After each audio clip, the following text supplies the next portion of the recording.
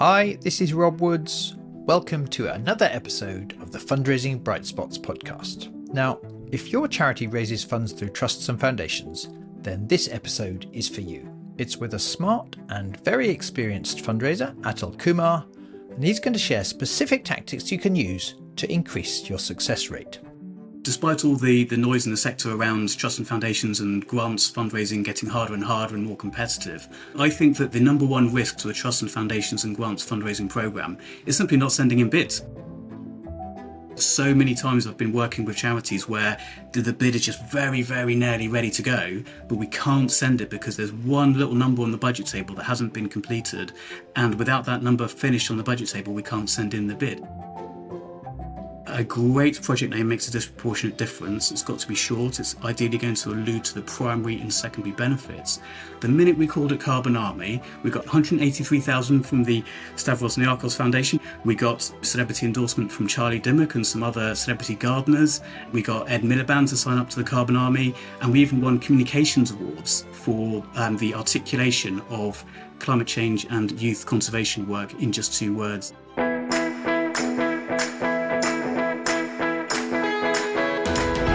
Hi Atul, welcome to the podcast. Hi Rob, hi, thanks for having me. You're very welcome. So I've really enjoyed our chats recently, and indeed you came and did an excellent session for our Bright Spot Members Club about trusts and foundations fundraising.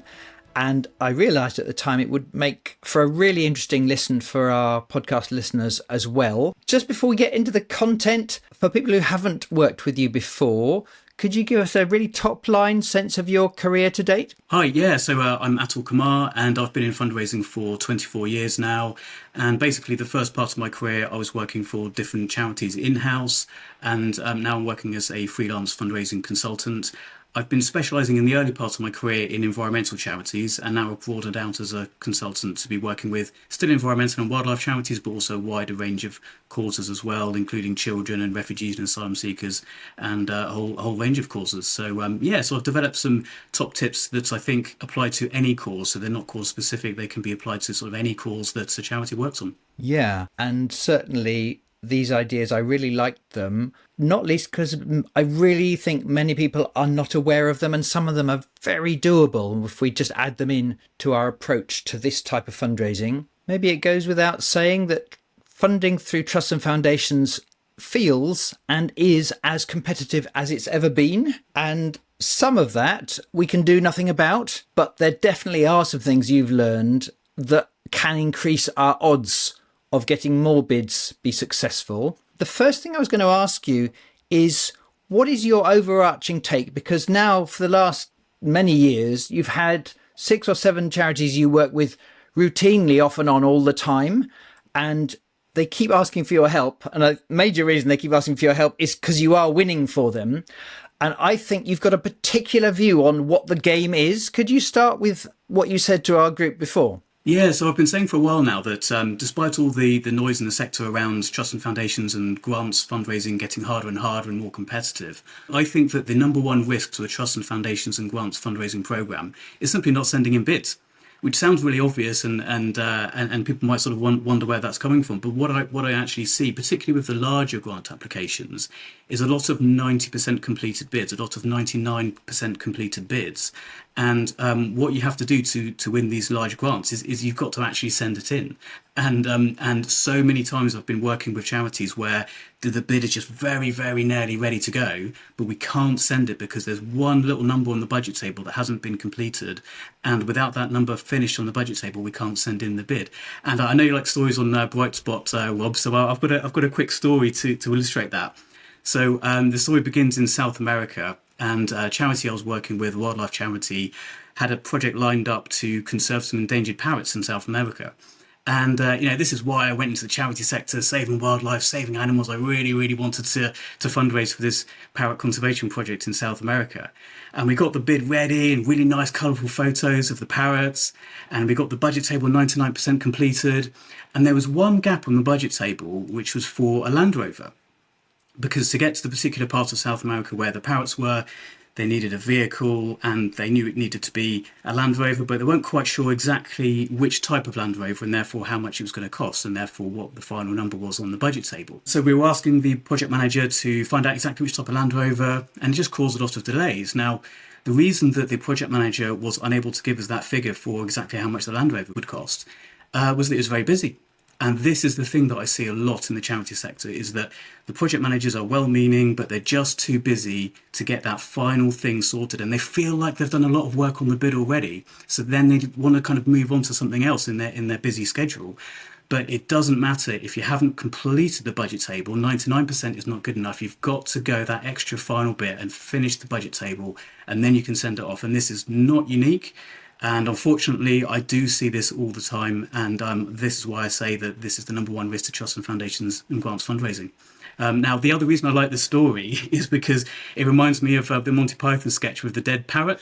And so I sometimes think to myself, why was that parrot dead? Well, I think the parrot was dead in the first place because the project manager for the conservation project didn't have time in their written annual objectives to deal with fundraising and engage with fundraising successfully to get the budget table completed so that the fundraisers could send in the funding application. Yeah, which is a colourful and humorous way to help us remember of just how these small, actually solvable things are getting in the way of the essence of whether our charity succeeds or fails in its mission. I also think it feeds into the danger of the noise everywhere about how hard and competitive it is right now, because if your overarching message through all social media and all the signals you're being sent by colleagues is that it's tougher than ever now, at some level you could be forgiven for sort of, oh, well, it's hard. He's not got back to me twice now, and we're probably not going to succeed anyway because I heard the latest scary data of how few bids are successful. That, if we tune into and allow those scary competitive stats to really affect us, I think that also could affect us to somehow not find a way to hustle and get through and do what it takes. Now, I'm not saying that sometimes it isn't possible. And also, some of the things you share today might not work every time. And in certain charity cultures, they might not be possible for our listener to do. And yet, I think you were saying to me, many of them are solvable, but they might require a level of proactivity, a level of hustle to do things a little differently, if you know that the number one game is to somehow get the bid out the door. Absolutely, yeah. And in terms of moving on to solutions, and a couple of stories on the solutions side of things. So what I think the solution is not is to add more capacity and add more staff time on fundraising. And I was working for a very large charity where there was 300 fundraisers in the charity. So I was one of 300 fundraisers, and I still needed direct contact with the project manager to get bids sent out the door. So I don't think the solution is extra capacity in fundraising often, which is a question that comes up often. What I do know the solution is, in many examples in my career, is to embed project development and separately engagement with fundraising into the annual objectives of the project managers who need external funding. And so we had an example many years ago where we were working on a bid to the Esme Fairbairn Foundation, and if the bid succeeded, then the communications team would be delivering the project. And again, we just needed the last bit of information from the communications team in order to send in the bid to the Esme Fairbairn Foundation. We'd even had meetings with the Esme Fairbairn Foundation. It was a very warm relationship. They just needed the final bid in writing with the final numbers on the budget table. And the delay was going on for about 8 months. I was getting stressed out. Members of my team were getting stressed out because the funding isn't flowing. And why isn't the funding flowing? Because we haven't actually sent in the bid in writing. So we worked with the chief executive, we worked with other directors, including the director of communications, and we even worked with HR to change the job descriptions and the annual objectives of everyone in the charity, absolutely everyone in the charity, not the cleaners because they were contractors, but everyone else, the receptionist. Everyone started the process with 5 annual objectives. Everyone finished the process with 5 annual objectives. So this wasn't about adding more work into the workload of everyone in the charity. It was about deprioritizing, and I make a commitment to all my clients that I'll never use the word prioritizing without also using the word deprioritizing in the same sentence, because it's easy to say that something's a priority. The hard part is to say what's not the priority. That's the hard part. To name something in an annual objectives list which isn't the priority and that you're no longer going to do. That's the hard bit. That was the challenge. We did that. And then very quickly, it unlocks the information we needed from the communications team. We sent in the bid to the Esme Fairbairn Foundation, and we got £416,000 from the Esme Fairbairn Foundation. Wow. So that's an example where formalizing the engagement with fundraising into annual written objectives was the solution, because it changed the dynamic from we're too busy to engage with fundraising into it is part of my job to engage with fundraising. The other part of that story, which I've often found interesting since then, is that just the act of telling that story is often very helpful for charities to hear. So even if they feel that they don't want to or can't go all the way into changing people's job descriptions, the act of telling that story, because it's a true story, is actually often enough to help charities to understand that project managers do need to embed time to develop their projects and separately to engage with fundraising into their jobs. And it's just an honest articulation of actually what a project manager's job involves. It does involve developing a new project that then can go forward for external funding. Yeah, it's a really good example, especially that second half you said, whereby just the act of having this conversation at a senior level in a charity, be it large or small, helps people tune into the basic logic of, if we're going to get successful bids, this half of the organisation has to be involved. And interestingly, it could just be a signal in that job description or that information about that particular project. It doesn't mean they need to give it loads of time necessarily. It just means they've got to make time to answer the call about how much the Land Rover costs, for instance, and it is their job to do that, for instance. Yes, exactly. And another example was when I was having this conversation with a charity, and they identified the project manager who didn't have time to engage with fundraising effectively to get bids out to the door. And it was a fairly difficult conversation about, okay, in this person's job description, what do they not do? And we did actually identify that there was a regular parish council meeting that project manager was often going to. And we said, well, how long does it take you to get there? How long does it take you to get back? How long are you in the meeting for? That's at least half a day of time. And if you spent that half day of time finalising the budget table for this project, then we can get money out the door. So although it was on a human level, maybe they would have enjoyed going to the parish council meeting, but you got to name something in a list of actions. And the hard part is naming it. And we named the parish council as something to drop from that person's list of actions. And then that did create the time in the diary to then engage with fundraising, and that led to money again. So that didn't require writing it into the job description. It required the difficult conversation about deprioritising and being specific and naming the thing that you don't do. And then I've got another client, International Care Network, a great charity that I work with regularly on asylum seekers and refugees. And they come to me with completed budget tables for English for speakers of other languages, for example. There's a very good and clear distinction between project development and fundraising, because another thing that I see quite often in charities is a confusion about the difference between project development and fundraising. So what I always say in my training sessions is project development is not fundraising. So in this positive example, International Care Network never asked me to design module 2 of the English for Speakers of Other Languages course. You know, they come to me, they've designed it, they've got the budget table finalised, they come to me, and then we get bids out the door very, very quickly, very high bidding rates, almost one a day actually, and that's because everything's very clear. They come to me with completed budget tables, and then I can focus on what a fundraiser should be doing, which is identifying the right funders and going through the process with that particular funder. And we don't have to even have a conversation. In fact, I expect they'll be listening now, and they would even laugh at the idea of taking a project to Atul without a completed budget table. And it just wouldn't occur to them. So that is possible. That world is possible, and every charity can get to that point. I love this stuff, Atul. I also really liked the idea you shared with our group the other day to do with writing. And actually, it's a thing that lots of charities don't even think of when they're writing a bid. But actually, the mindset to do it is disproportionately powerful. And I think one of your examples was to do with an environmental group that did something on a Wednesday afternoon. Yeah, so many years ago, I was working with an environmental charity which was running Wednesday afternoon conservation volunteering sessions, and the fundraising was kind of going okay, but not as much as they'd like. And they actually had a conversation with a medical doctor, a GP, because the GP had found himself regularly referring his patients to the Wednesday afternoon conservation volunteering group to access the physical health benefits and the mental health benefits of that conservation volunteering. And so this is before my time. This is back in 1997. A guy called Dr. William Bird was talking with the charity, the Conservation Volunteers, and together they came up with an interesting project name called Green Gym. And it's the same. It was the same work. It was still the Wednesday afternoon conservation volunteering group, but instead of calling it Wednesday afternoon conservation volunteering group, they called it Green Gym. And that was such a genius move, Green Gym, because it's just in two words they've articulated the primary and secondary benefits of the project. So the primary benefit was still the environment. This is an environmental charity. But the secondary benefit was the health benefits, the physical exercise and the mental health benefits.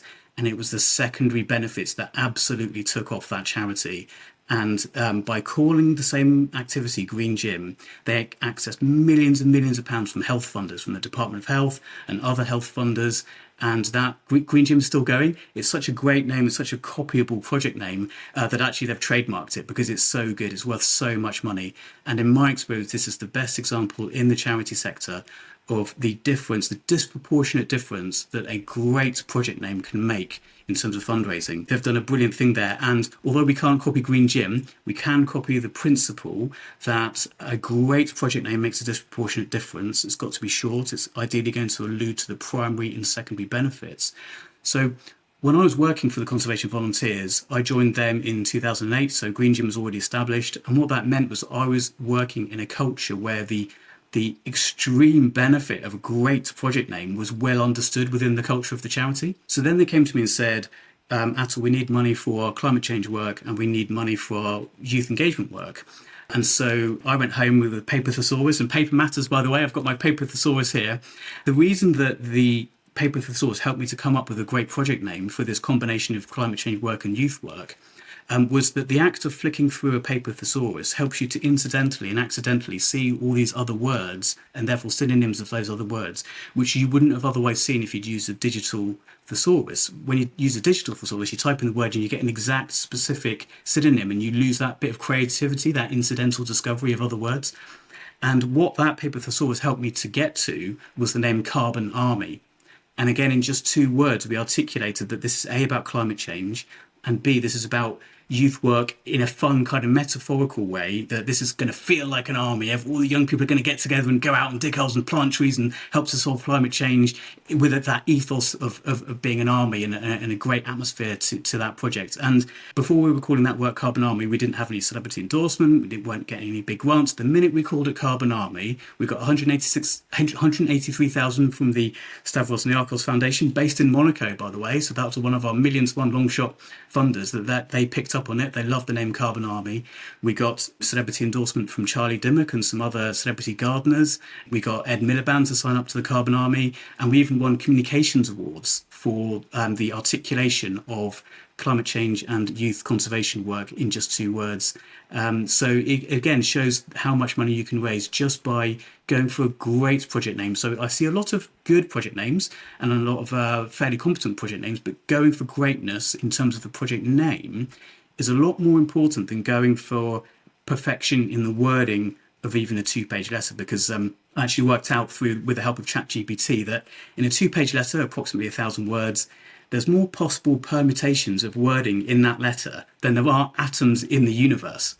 And what that means is that it's very unlikely you're going to get even two people within the same organization agreeing on every little bit of wording within a two-page letter. It's just going to be, it's subjective ultimately, and it's going to be very difficult, and it could even cause sign-off delays. What I normally advise is writing fairly neutrally and factually within the body of the application. How many numbers of people you're going to help, how many nature reserves you're going to work in, that sort of factual information. But do go for greatness with the project name, because it does make a difference. And on the flip side, I've had some pretty dodgy project names sent to me in the past.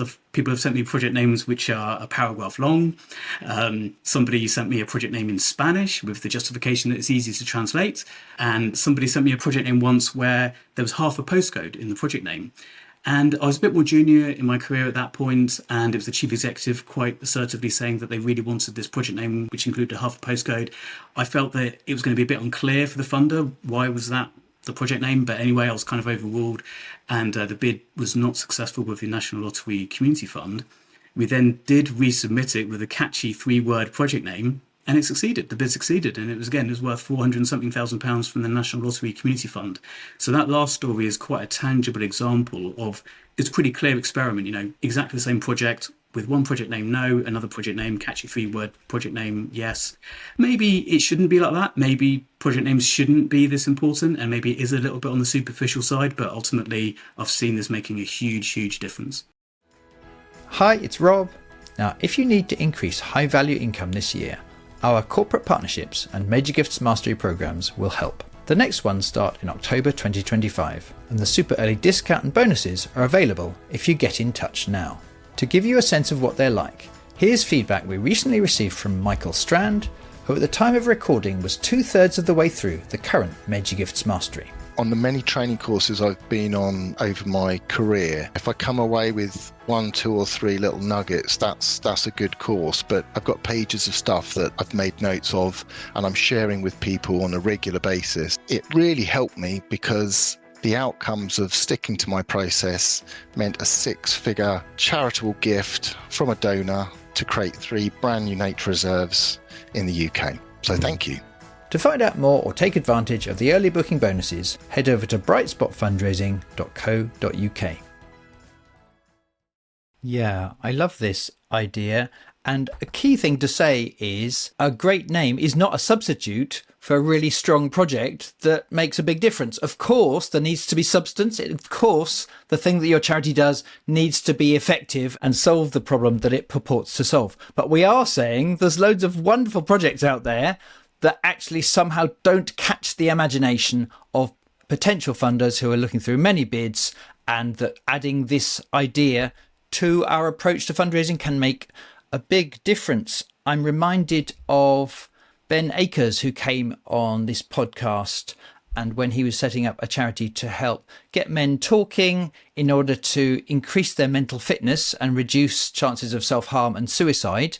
And he called it Talk Club. Yeah. And I think it fits perfectly into the recipe that you're talking about. Now, interestingly, because he was setting up the charity from scratch, he was able to call it whatever he wanted, and he took the benefits of thinking deeply and carefully along these lines. Most of our listeners are not about to go and rename their charity, and I don't recommend you do. But it is relatively easier than changing the name of your charity to be really thoughtful about what your charity was going to call its project, usually informed by internal language and processes, and switch it around along the lines that Atul is suggesting. Yeah, absolutely. Yeah. So rather than worrying a lot about little bits of wording within the main body, really go for it on the great project name, capture the imagination. And also it helps during the board meetings of trusts and foundations, because what happens is you get a certain person advocating on the board for a certain project, and it makes it a lot easier if the person advocating for your project around the trustee table has got a catchy 2 or 3 word project name. It makes it much easier to get everyone else on board and justify that project name and that project overall, rather than if they have to say a whole paragraph every time they refer to your project. So I always say don't go to the 6th word, 1 to 5 words. That's the formula, and a paper thesaurus as well. Great example, Atul. There's lots of things, aren't there, in terms of overall strategy of which foundations to go for and in which order and so on. But I wonder if you could give us 1 or 2 of your key thoughts in terms of that strategy.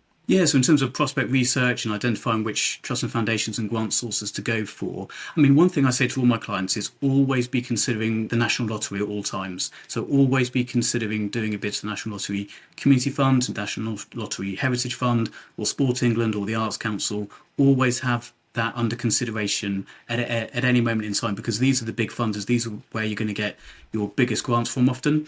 And then in terms of the trusts and foundations themselves, I've got 2 tactics. And now I've been in fundraising for 24 years, and I've seen so many different options that there are out there for paid resources to help fundraisers to identify through prospect research various funding options that they could go for. And it's easy to spend a lot of time and get lost using a lot of these sort of paid resources. What I've found is that nothing beats the combination, the double whammy, the combination, the double act of looking in the back of annual reviews of similar charities where they list the funders that have already funded them.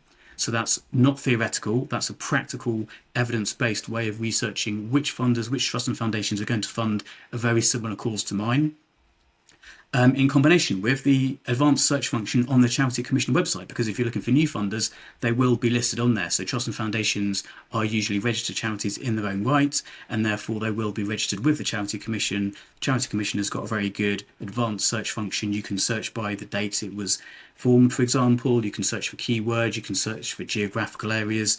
And it's a very good search engine. It's a very good way of finding funders. So they're my top tips, and it sounds very quick and simple, but the reason I say that is because so much time can be lost on so many other methods that are out there that a lot of fundraisers would have heard of. But even if you haven't, my tip is fast forward, take it from me. The best examples that I've come up with, for example, the Bannister Trust, which ended up being worth hundreds of thousands of pounds for one of my clients, came from me looking at the annual review of a similar charity and seeing, oh, the Bannister Trust, I haven't heard of them.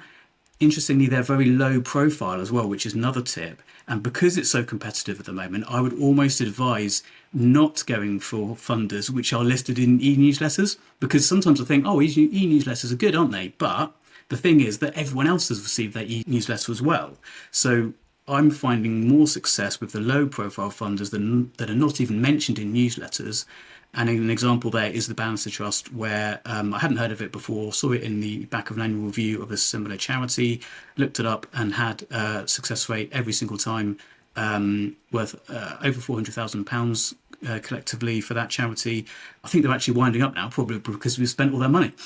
So it's a pretty quick answer actually to that question, just because I'm not going to go into all of the sources of prospect research that I don't recommend, because I think that could be a confusing message if I did. Yeah. I wonder if there's anything you've learned, Atul, about the sequence in which you apply for different funding. Yeah, absolutely. So linking to the example I just gave of the Bannister Trust, it's what I would call a medium-sized foundation. So it was giving in the region of sort of 50k to 166,000, I think was the highest we had. And what we did was sequence the smaller bids with the larger bids. So what we did was we had a project of about £500,000, and we went to the Bannister Trust first and said, can you pledge £25,000 towards this larger project, and we'll go for the rest from the National Lottery Heritage Fund. And then Bannister Trust said, yes, that's secured. So we got 25k confirmed from the Bannister Trust. We then went to the National Lottery Heritage Fund, and they said to us, basically, your stage one application was good.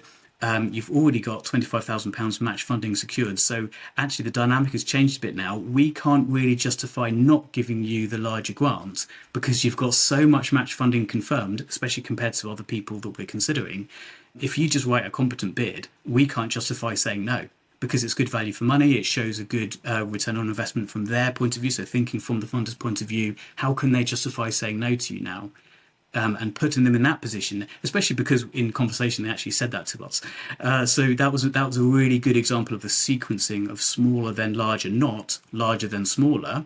Because if we'd gone to the National Lottery Heritage Fund empty-handed and then said, one day in the future we hope to possibly secure some external funding to match your contribution, that would have been a lot weaker than the sequence that we did do it in. Same two funders involved, Bannister Trust first, pledging, writing, showed that to the Heritage Fund, and again we got another 400 and something thousand pounds from the National Lottery Heritage Fund. Now I've got a similar example with the National Lottery Community Fund, but a bit different. So, and this came from, I know you're keen on the phone, Rob, this came from a phone call with the National Lottery Community Fund, and I have to say that they have got an absolutely brilliant advice line where the person that picks up the phone at the other end does actually know what they're talking about. I think it's the same lady I've been speaking to for years.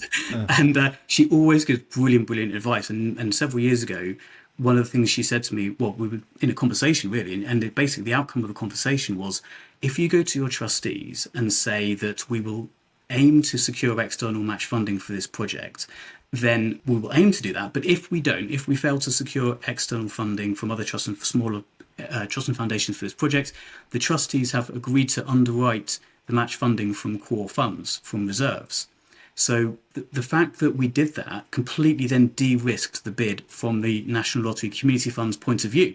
So again, thinking from their point of view, well, if we do our bit, they will either get their match funding from another external funder, or they'll just underwrite it from their reserves. So, and the trustees have already agreed to that in writing. So we now know we now no longer have any risk. So why don't we give them the grant? And I've used that tactic with multiple national lottery community fund bids now, and that's probably one of the best tips I could give in this podcast, to be honest, because I've not yet seen that fail. Yeah, I love this one. And there may be some boards of trustees who, if you make that request to them and explain why, they might have a reason why they just won't take what to them feels like a risk, because actually we wouldn't be able to. But I think very many of them, if you make the argument just how much it increases our odds, but the worst comes to the worst, could we do it? If you explain it that way, I think very many would, but we need to explain it to them and make the request. Yeah, absolutely. I mean, it does need to be true. That's the caveat. It has to be true. You do have to go to the trustees. You do have to say, if we don't get the match funding from other trusts and foundations, then can you provide the match funding if that scenario occurs? They do have to say yes, but as long as it's true, then I often find myself encouraging charities to be just completely honest with everyone at all times. And it's surprising how often that is the case, but just be honest. You've gone to the trustees. If they say no, then that's the situation you're dealing with. But if they do say yes, you've now massively de-risked your project from the point of view of the National Lottery Community Fund, and you've just ramped up your chances of success. So that's why the trustees will hopefully say yes. And feel free to send this podcast to them if they want to hear it explained from someone like myself. Atul, I'd love to talk more and more. You're so full of great insights and ideas, but we'd better wrap up. I know that you teach a much longer version of these kinds of strategies and techniques in your autumn masterclass, and we'll make sure that we put a link to that in our show notes for this particular episode. And I really recommend to our listeners, do check out that because it's full of great stuff. For now, Atul, wonderful to chat. Thank you for sharing these ideas, and I look forward to catching up with you very soon. Thanks, Rob. Thanks, everyone. Well, I hope you found these ideas helpful. As we always do, we'll put a summary in the episode notes on the podcast section of our Bright Spot website, including, like I say, a link to Atul's masterclass, which we were just talking about. I know there's a strong chance you've already subscribed to this podcast, but in case you haven't done it yet, do click the button now. You'll get instant access to loads more examples and techniques to help you raise funds successfully. Right now, I'm especially excited about a set of new Bright Spot stories I'm going to be sharing in the next few weeks. So please don't miss out on the chance to receive those straight away when we publish them. And remember, if you find this podcast, my blogs, or my Breakfast Club for Fundraising Leaders helpful, and you've ever wondered about the difference it would make if we could go much deeper, then do get in touch to request a chat. If you work in major donor or corporate fundraising, our famous programs, Major Gifts Mastery and Corporate Partnerships Mastery, will lift your confidence and help you grow your results in those areas. Or if you're the leader of a team, our bespoke training days will help your team improve their skills and spark a new fundraising momentum. To find out more or request a chat, go to brightspotfundraising.co.uk/services. If you like today's show and you think it would help other people, I'd be incredibly grateful if you'd share it on with your colleagues and with other fundraisers through LinkedIn. I really appreciate your help. Thank you so much for listening and for supporting the Fundraising Bright Spot show. Good luck with your funding applications, and I look forward to sharing more Bright Spot stories with you very soon.